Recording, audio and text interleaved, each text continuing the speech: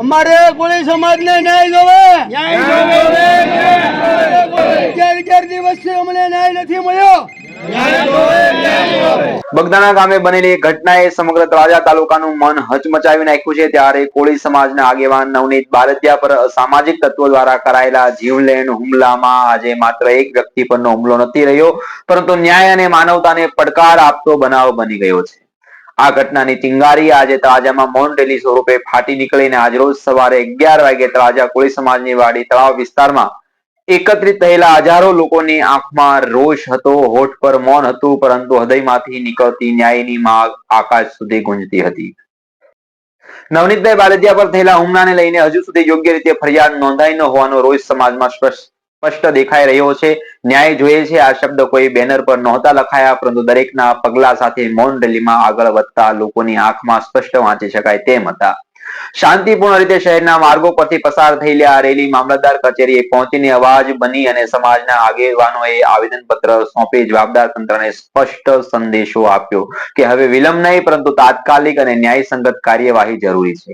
આ મૌન રેલી માત્ર કોળી સમાજ સુધી સીમિત ન રહી તળાજા તાલુકાના દરેક ગામના સરપંચો, સભ્યો, તાલુકા અને જિલ્લા પંચાયતના પ્રતિનિધિઓ, નગરપાલિકાના સભ્યો, માર્કેટિંગ યાર્ડના સભ્યો તેમજ વિવિધ રાજકીય પક્ષોના આગેવાનો એક સાથે ઉભા રહ્યા હતા। અને આગેવાનો એક સાથે રહી અને ખાસ વાત એ રહી કે ઠાકોર સમાજ ખંભો મિલાવી એકજૂથતા દર્શાવીને આજે તળાજાની સડકો પર મૌન હતું, પરંતુ એ મૌન નબળાઈ નહીં, એ ન્યાય માટેની તાકાત હતી। હવે સમગ્ર વિસ્તારની નજર જવાબદાર તંત્ર તરફ છે કે આ મૌનનો જવાબ ન્યાય રૂપે ક્યારે મળશે।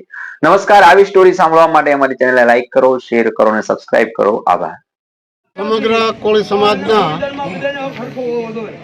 સામાજિક, રાજકીય તમામ સંગઠનો એ નવનીતભાઈને જે બગદાણાની જે ઘટના બની છે એ નિમિત્તે પોતાની લાગણી અને માગણી વ્યક્ત કરવા માટે પ્રાંત સાહેબ અને મામલતદાર સાહેબને એ પોતાની રજૂઆત કરવા સમગ્ર તાલુકામાંથી બધા જ આગેવાનો એ ઉપસ્થિત થયા છે।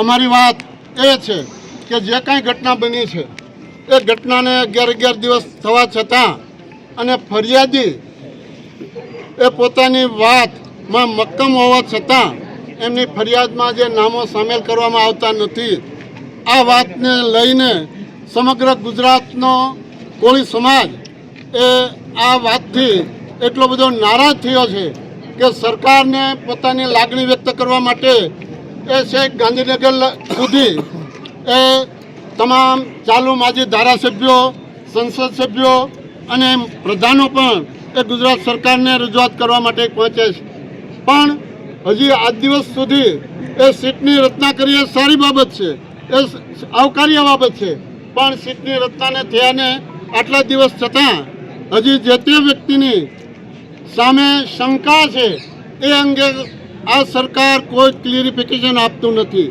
અને એથી સમગ્ર ગુજરાતનો કોળી સમાજ છે એ ઉશ્કેરાટ અનુભવી રહ્યો છે અને એમની લાગણી દુભાઈ રહી છે। એટલે આ કોળી સમાજની ઘટના છે, કાલે બીજા સમાજની પણ ઘટના હોય ત્યારે આ સરકારમાં કાયદો અને વ્યવસ્થા શું છે એ માટે પણ આ સમાજને પ્રશ્ન ઊભો થયો છે। ત્યારે અમારી લાગણી અને માગણી એટલી જ છે કે ન્યાય તાત્કાલિક તપાસ થઈ અને આ સમાજની લાગણીને વાચા આપે।